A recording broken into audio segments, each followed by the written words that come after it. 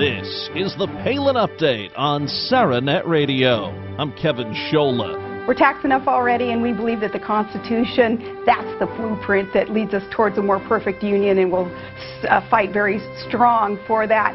Sarah Palin stands up for us, and her supporters stand up for her. Today, we're joined by Lynda Armstrong, one of the creators of a special book dedicated to Governor Palin called The Teacher's Daughter, a tribute to Sarah Palin.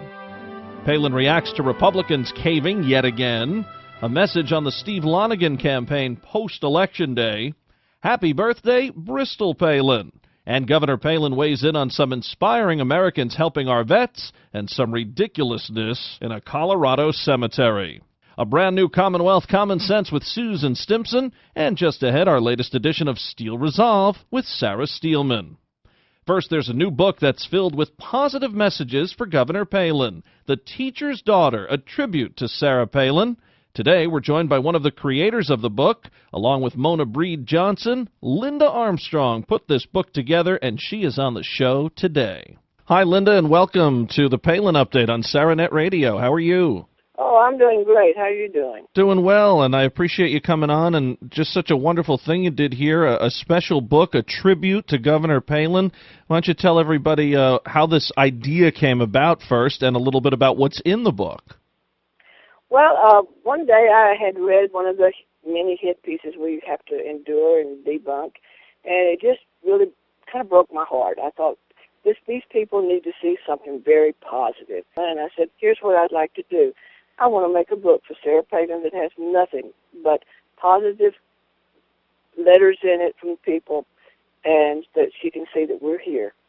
And that's how we started it. It came from, told someone, it kind of came from my tears, from just wanting something very positive for her. And so Mona Johnson jumped in, and then we got it done, and everybody else jumped in, and we got the letters. So we're just really thankful for the people that jumped in and helped us get it done. It was a team effort from the get-go. I thought it was just so impressive how you were able to get the word out there. I mean, you asked people to contribute and put in whatever they would like to say to or about Governor Palin, and everybody kind of chipped in and helped you get the word out there on social media and then contributed their part in it. So really personal for you and a heartfelt thing, I would think. Oh, very much so. And I like I said, it was a team effort. Mona Johnson put it together after we got the letters. Just a team effort. People just jumped on it for us, and we ended up with, I think, the last count was like 64 people that actually wrote something. And I'm just thrilled with it. It's just to know that something positive it has gone to Alaska for this lady and for her family. That they can read positive words. Here's 64 people out here that are positive.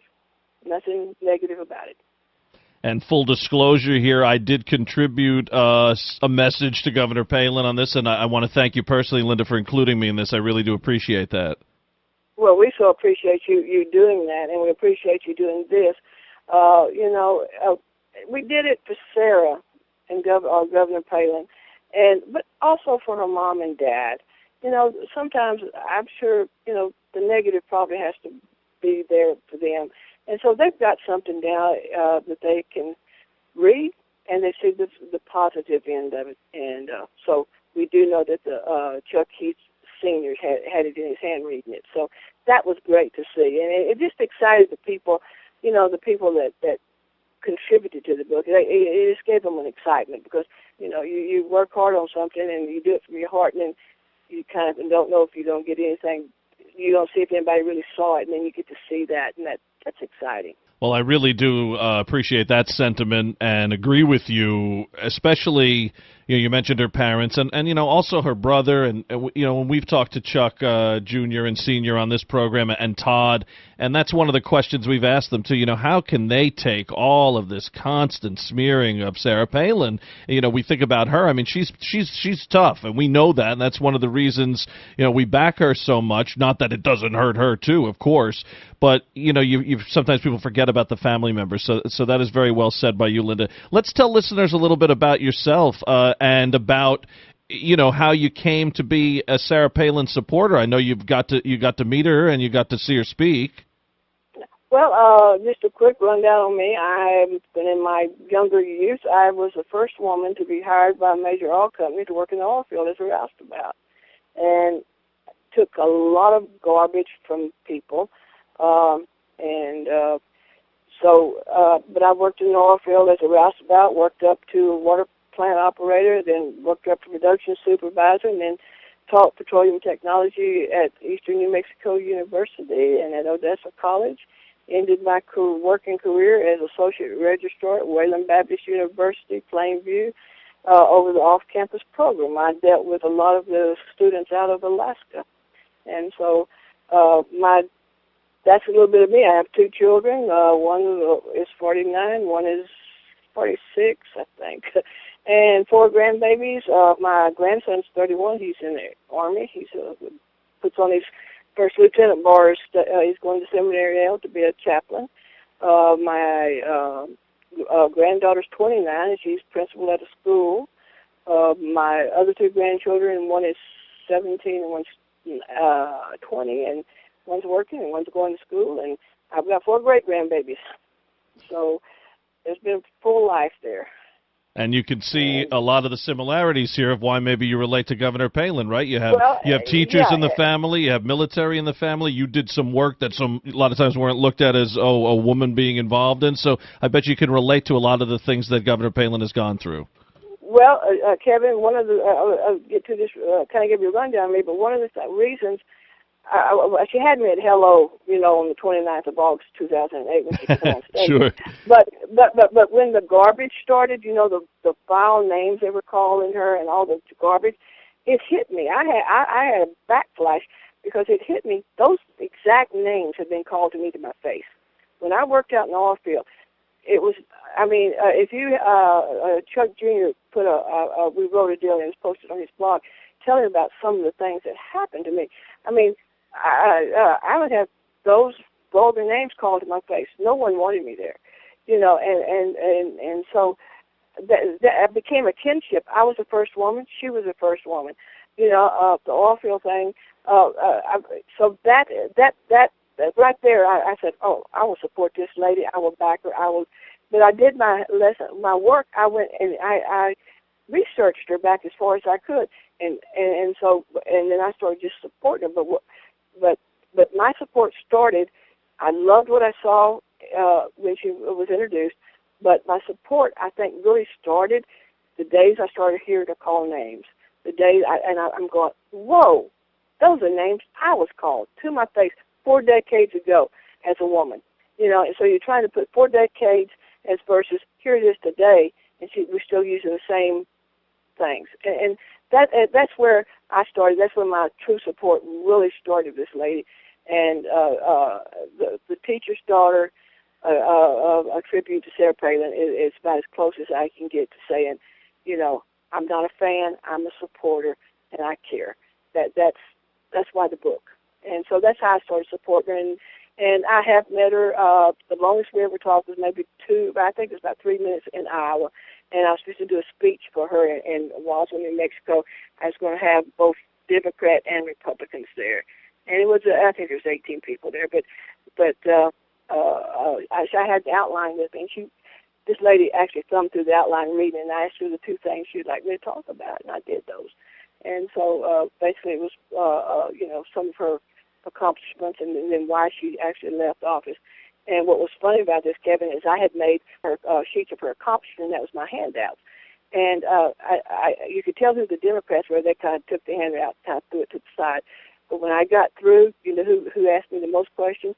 They did. It was, we didn't know she did that. Wow, she did that.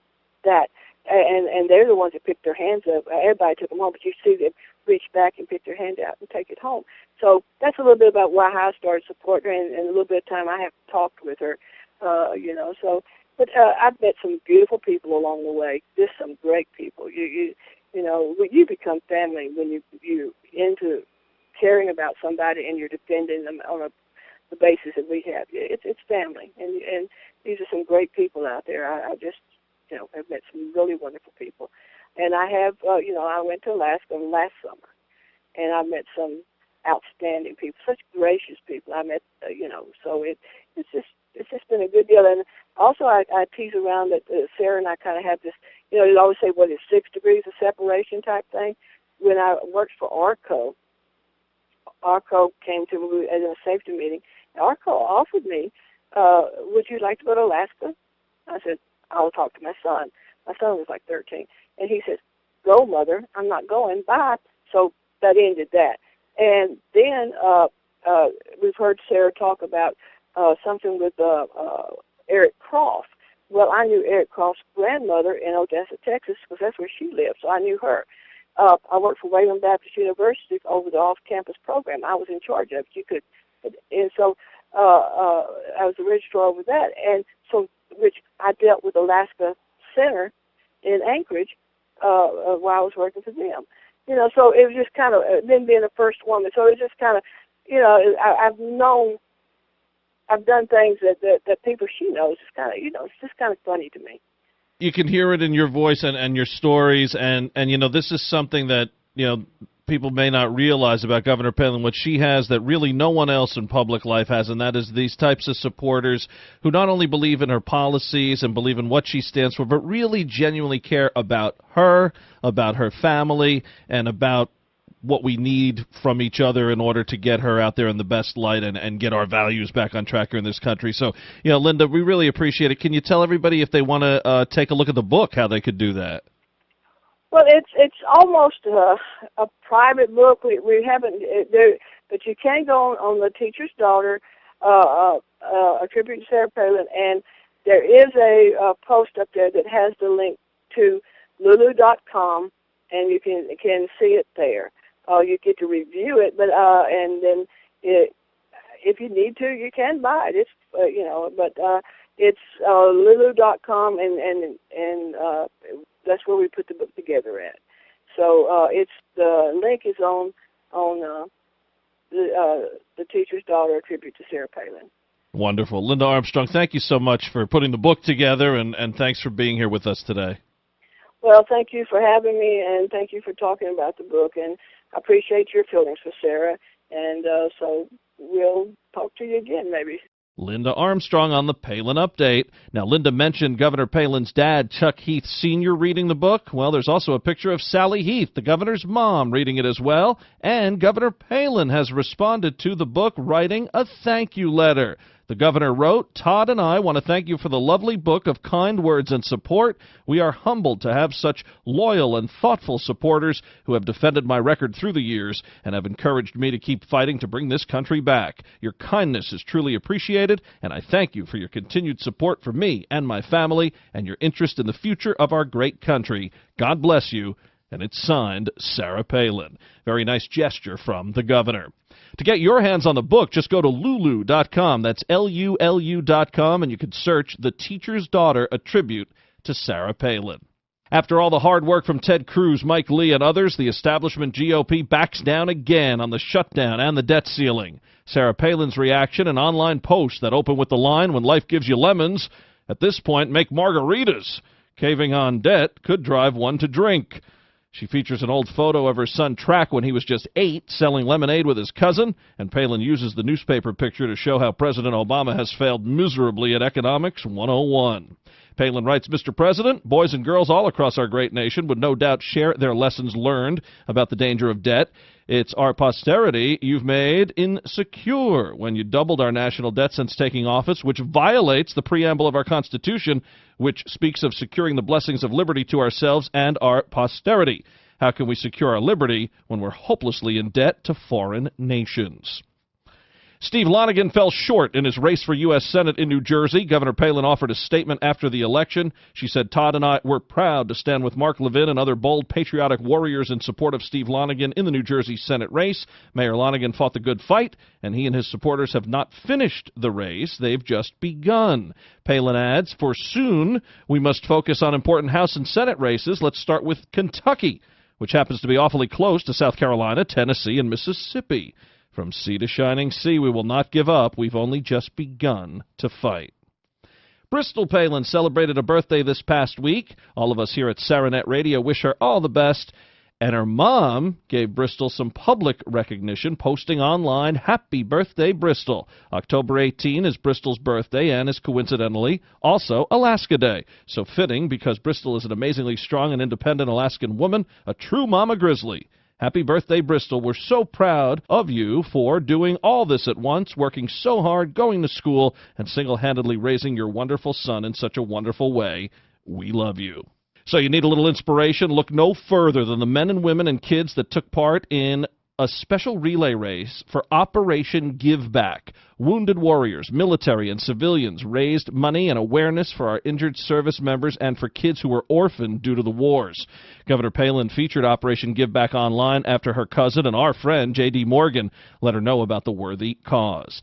And what in the world is going on in Colorado? A public cemetery there refused to allow a family to engrave their loved one's grave with the name Jesus and the Jesus fish symbol. They said it would offend people.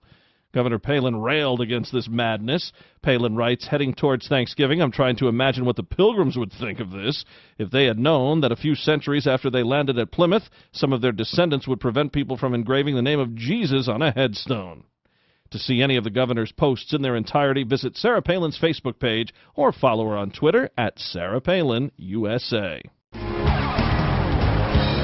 It's time for Commonwealth Common Sense with Susan Stimson and Kevin Scholla. Hey, Susan Stimson, how are you? I'm doing great, Kevin. Nice to be with you tonight. I know you want to talk today about a group that you think may be key as we move forward, all these pressing issues affecting our country right now, and if there is light at the end of the tunnel, you think you may have found a group that may be able to dig us out of this hole, or should I say has to, or else?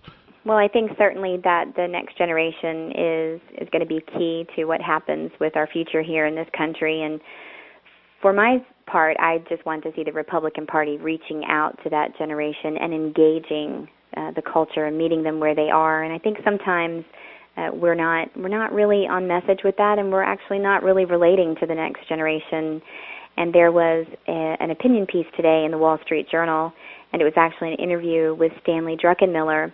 And he was talking about how Washington really redistributes income and just talking about how it's the baby boomer generation that's ripping off the future generations because of what is happening with entitlements, and the politicians don't have enough guts to really start fixing this problem, that we cannot sustain what's happening with entitlement spending, and future generations, when they reach the retirement age, there's just no way that the system is even going to be solvent as far as the entitlements that are available today.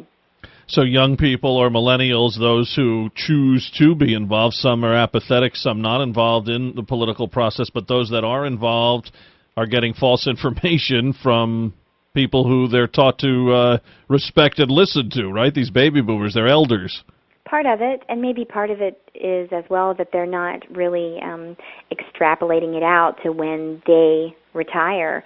And what Mr. Druckenmiller has found, he is going around to different universities and just meeting with the younger generation and just enlightening them on what exactly is happening with the entitlement spending and what it's going to mean for them as they become older, start raising their families, and think about their own retirement. And he said there's just a really positive energy and a response, and these kids want to know how they can start a movement, and he just believes that obviously is up to them. He told them that they were able to stop Vietnam without Twitter or Facebook, so he feels confident that that the younger generation can become engaged in this. But one specific reform that he mentioned that he thought Paul Ryan should really hone in on was with the entitlement, looking at the income levels. This man is a billionaire, and he's going to start collecting a $3,500 Social Security check every single month. And he believes just an easy, attainable goal for Republicans and really for our country is to look at, the income levels and the means testing to see who really should get, the quote-unquote entitlement. So if young people don't respond to this and don't do their own digging and find out what's going on, then those in charge and the left perhaps, will have another group that they can count on all the time to just kind of blanket vote for them?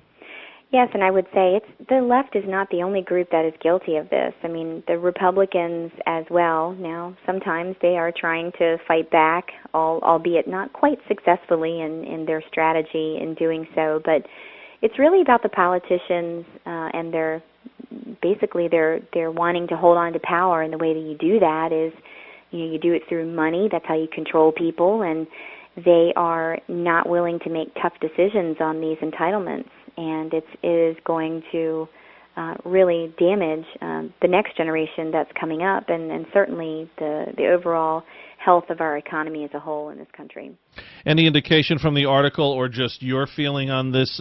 Maybe those who were at the event listened here, but how do we reach people on college campuses? I think that's key. A lot of times we've seen a lot of political figures that perhaps we agree with just steering clear of college campuses and not speaking to young people, while others are out there all the time inundating them with information that is incorrect, or information that goes against our policies and our Constitution. I think that there has to be a shift of it just being political, but really engaging the next generation on the issues, and not making it just about politics, but doing it, on the issues. So I think that hopefully we'll have more people like Mr. Druckenmiller, who has taken the time to really become engaged and try to reach out to the younger generation. And I think that it's going to have a real impact on our country. And I'm excited about this idea, and it caught my eye, and I wanted to talk about it tonight.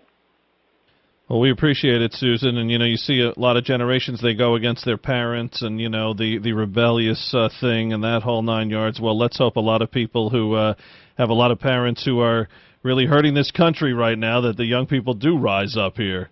Absolutely. Get involved and definitely vote, and don't be beholden to just one political party, but really dig into the issues and be willing to just show up and to be a part of it. All right, Susan, have a super week. Great, you too. Susan Stimson in Virginia. More Commonwealth Common Sense next week. Now, our weekly commentary, Steel Resolve. Here's Sarah Steelman. Thanks, Kevin. Well, here we are back in the same economic position as we were prior to the government shutdown. We still have sluggish economic growth, national debt equal to the gross domestic product, and a new credit card complements of the establishment in Congress. Republicans, including the Tea Party members, should unite with the pro-growth message to get our economy moving again. Louis Woodhill, in his Unconventional Logic Forbes column, has calculated that if we raised our long-term average real GDP growth rate by only 0.27 percentage points, federal revenues would increase in present value terms to $205 trillion, closing the fiscal gap with no tax increase or spending cuts. Simply put, that's an increase in the Congressional Budget Office's estimated growth rate of 2.21 to 2.48. Woodhill says that growth is the only sane option and is the only thing that the Republicans should be fighting for right now. Republicans, conservative, moderate, and Tea Party can all agree on this, and it is a return to the Ronald Reagan message of building an economy based on freedom, prosperity, and personal responsibility. Furthermore, Mr. Woodhill suggests that this can be accomplished by eliminating the three taxes that most negatively impact real GDP growth: the corporate income tax, the capital gains tax, and the death tax. Would only require cutting overall federal taxes by about 15% and would be easy to finance. If all Republicans focused their message around these kind of pro-growth ideas, we could restore economic growth for our country, and that's a win for our kids' future. This is Sarah Steelman for SarahNet Radio. Tune in again next week for another segment of Steel Resolve right here on the Palin Update. The Palin Update, including Commonwealth Common Sense and Steel Resolve, is on demand and available for download. So just head to SarahNetRadio.net, pick the show you want to hear, and you can listen anywhere, anytime. Well, that'll just about do it for this edition of the Palin Update on SarahNet Radio. Visit SarahNetRadio.net for continuing coverage of Governor Palin. Also, follow along on Twitter at SarahNet Radio, at Kevin Scholla, at Susan B. Stimson, and at Sarah_Steelman. We're on Facebook, too, so like SarahNet Radio and like Kevin Scholla. Palin Patriots is our feature on SarahNet.net. Check out the writings from our great panel of contributors, including Martha Zoller and Bader Carmoot. And I'm doing some writing for Breitbart News. Just go to Breitbart.com and search Kevin Scholla. I want to thank Sarah Steelman, Susan Stimson, and everyone here at SarahNet Radio. Thanks to Lynda Armstrong, and thank you for listening today. Please be sure to join us again next time for another edition of the Palin Update. I'm Kevin Scholla. Have a pleasant day.